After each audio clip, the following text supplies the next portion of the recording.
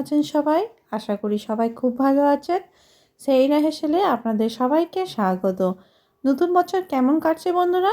অবশ্যই কমেন্ট করে জানাবেন। আজকে আপনাদের জন্য হাজির হয়েছি নতুন একটি রেসিপি নিয়ে। আজ বানাবো গাজরের পরোটা।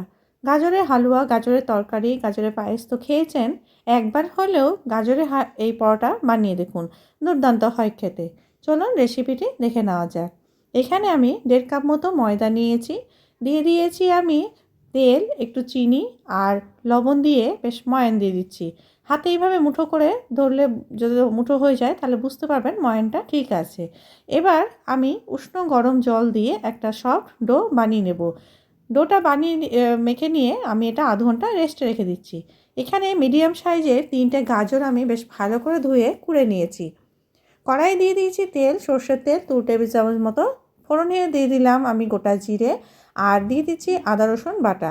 আদা রসুন বাটা আর গোটা জিরেটা দিয়ে একটু ভেজে নিয়ে তার মধ্যে দিয়ে দিচ্ছি কুড়ে রাখা গাজরগুলো। গাজরটা এভাবে বেশ একটু নেড়েচেড়ে ভেজে নিতে হবে। এবার এখানে যোগ করে দিচ্ছি আমি একটু স্বাদ মতো লবণ, হলুদ আর একটু চিনি। চিনিটা দিলে যে কোনো পুরে বেশ একটু টেস্টটা বেড়ে যায়। এবার আমি দিয়ে দেবো এখানে ভাজা গুঁড়ো মশলা। ভাজা গুঁড়ো মশলা আমি নিজে তৈরি করেছি। গোটা জিরে, গোটা ধনে, গোটা গরম মশলা আর শুকনো লঙ্কা ভেজে নিয়ে একটু গুঁড়ো করে নিয়েছি। এটা অবশ্যই দেবেন। আর দিয়ে দিয়েছি একটু চাট মশলা। চাট মশলা না থাকলে আপনারা আমচুর পাউডারও দিতে পারেন। এবার আমি কাঁচা লঙ্কা কুচি দিয়ে এই পুরটাকে নামিয়ে নিলাম। পুরটা একটু ঠান্ডা হয়ে যাক।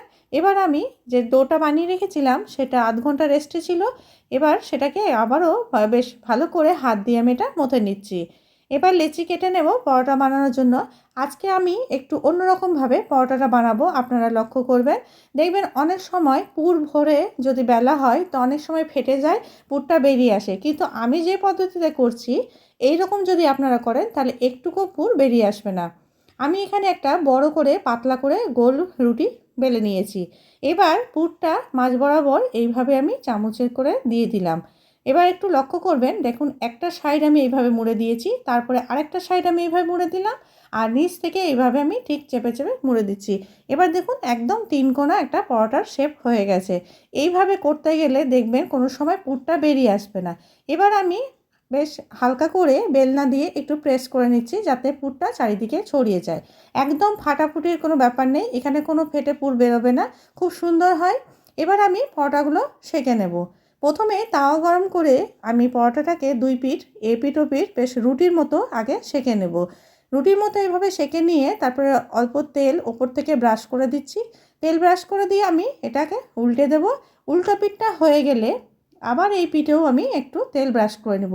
এইভাবে পরোটা বানাতে গেলে তেল খুব কম লাগে। আপনারা এখানে তেলের পরিবর্তে যদি ঘিও দিতে পারেন। দেখুন 2 পিঠটা আমি এরকম তেল ব্রাশ করে বেশ আমি পরোটাটা ভেজে নিচ্ছি।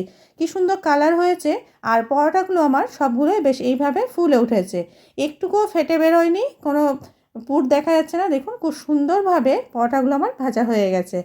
আমি এইভাবেই সবগুলো পরোটা ভেজে নিয়েছি। দেখুন আমি সবগুলো পরোটা আমার ভাজা হয়ে গেছে।